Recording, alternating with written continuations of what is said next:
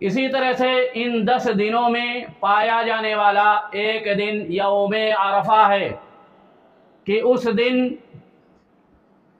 حاجی میدان عرفات میں اللہ رب العالمین کے لیے وقوف کرتے ہیں، اور اللہ رب العالمین ان کی خاطر سمائے دنیا کی طرف نزول فرماتا ہے اور ان کے اکٹھا ہونے پر فخر کرتا ہے کہ یہ لوگ پراگندہ حال میرے پاس آئے۔ اللہ تعالیٰ ان کی دعائیں قبول کرتا ہے۔ اللہ کے نبی صلی اللہ علیہ وسلم نے ایک حدیث کے اندر ارشاد فرمایا، ما من یوم اکثر من ان یعتق اللہ فیہ عبدا من النار من یوم عرفہ۔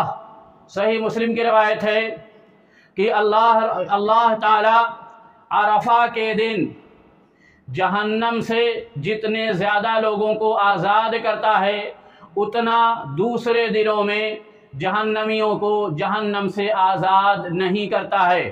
یعنی سب سے زیادہ اللہ تعالی جو جہنمیوں کو جس دن آزاد کرتا ہے وہ عرفہ کا دن ہے۔ جو لوگ مر جاتے ہیں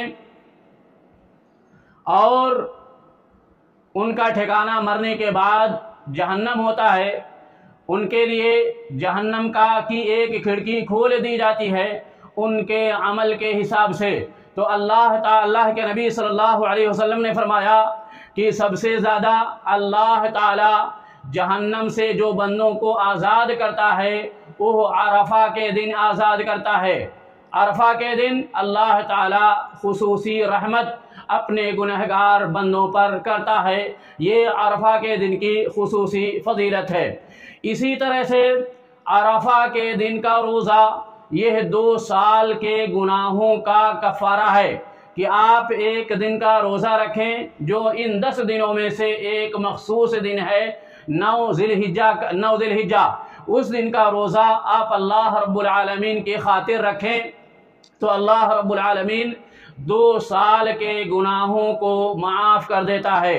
اللہ کے نبی صلی اللہ علیہ وسلم نے ارشاد فرمایا، صوم یوم عرفۃ یکفر سنتین ماضیہ و مستقبلہ، کہ عرفہ کے دن کا روزہ 2 سال کے گناہوں کا کفارہ ہے، ایک گزشتہ سال کے گناہوں کا اور ایک آنے والے سال کے گناہوں کا۔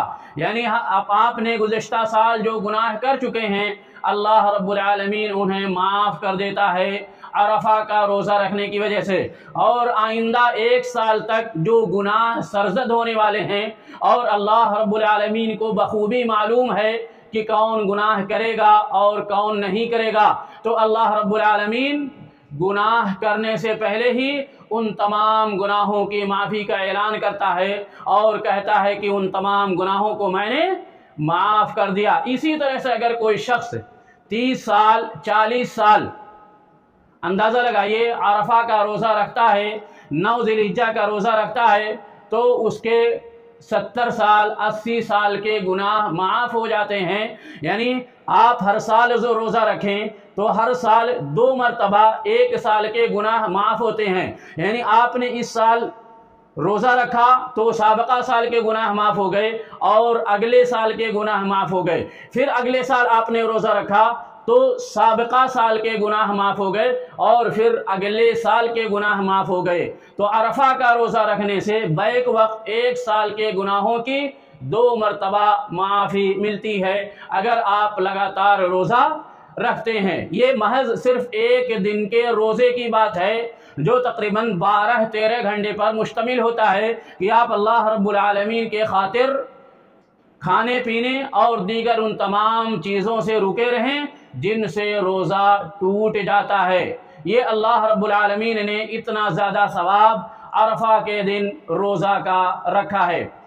اسی طرح سے جو لوگ حج کرنے جاتے ہیں عرفہ کے دن وقوف عرفہ کے وقت، یعنی جب وہ میدان عرفات میں وقوف کریں تو ان کے لیے عرفہ کے دن روزہ رکھنا یہ جائز نہیں ہے۔ عرفہ کا روزہ ان لوگوں کے لیے ہے جو حج میں شامل نہیں ہیں۔